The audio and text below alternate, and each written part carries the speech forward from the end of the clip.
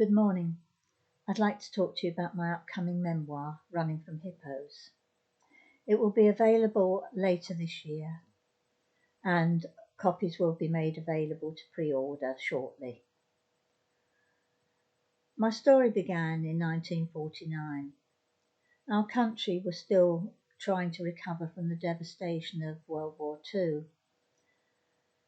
We were on the cusp of a multicultural society, with immigrants being brought in from the West Indies to cover our dwindling workforce due to losses during the war.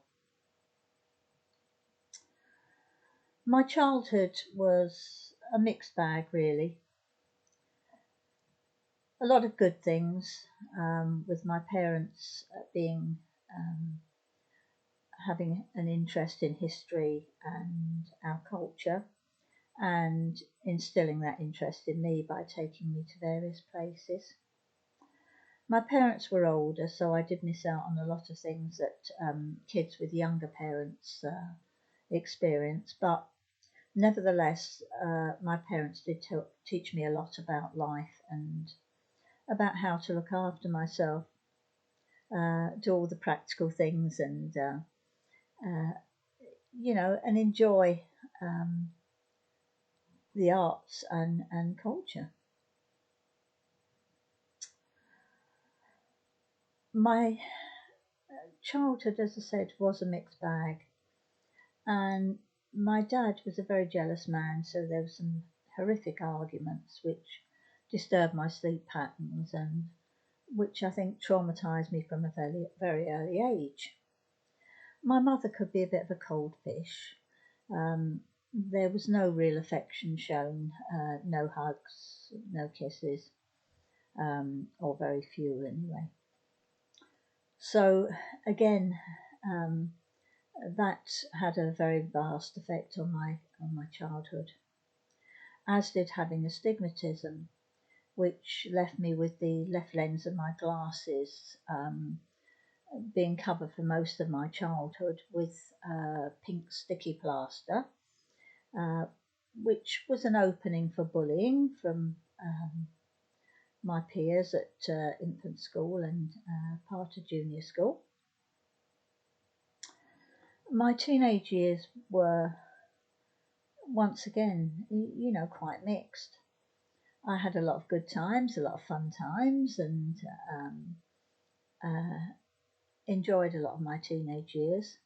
But once again, I had bullying and insults from a lot of the other kids.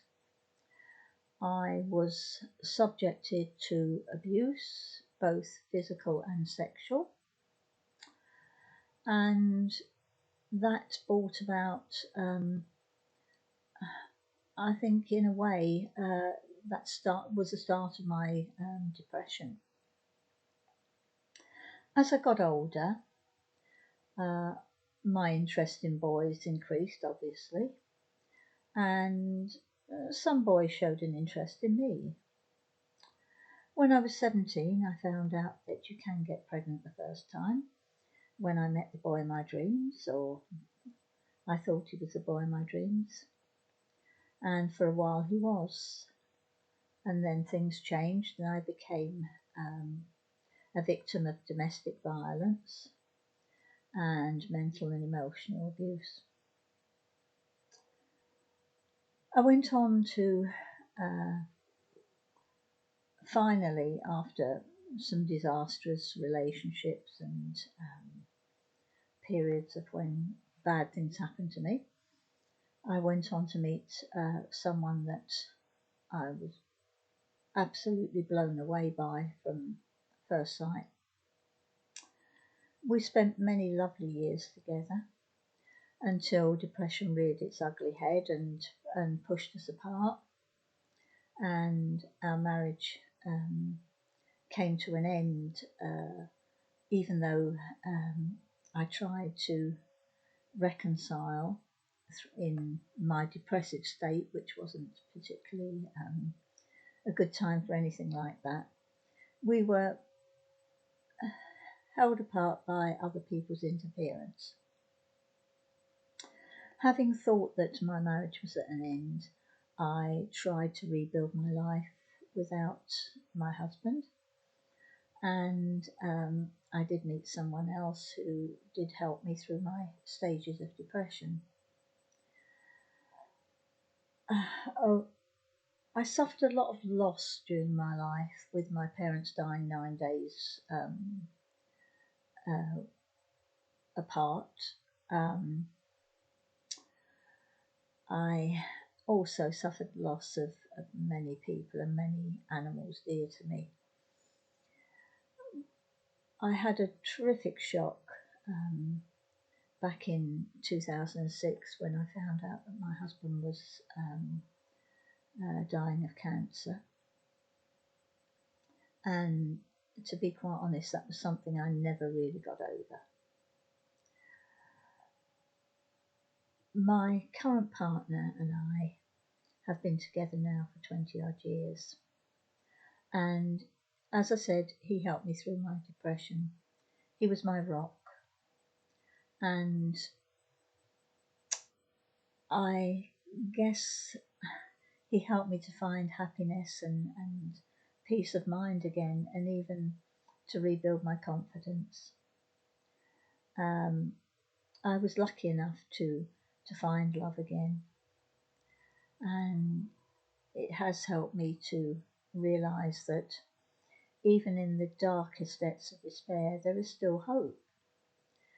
Originally, I wrote this book just to quiet my own ghosts, but after editing it and reading it through several times, I thought that it might be of help to other people, because obviously there's other people out there who experience much of the same as I have, and maybe even worse.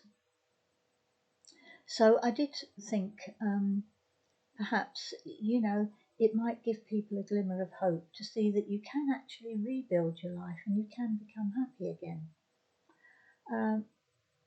A lot of the book, as I said, is about abuse and depression, but also some of it is about my psychic ability, which as a small child didn't really do me any favours either. But there is some mention of my psychic ability, and it has something that has kept me going through the years.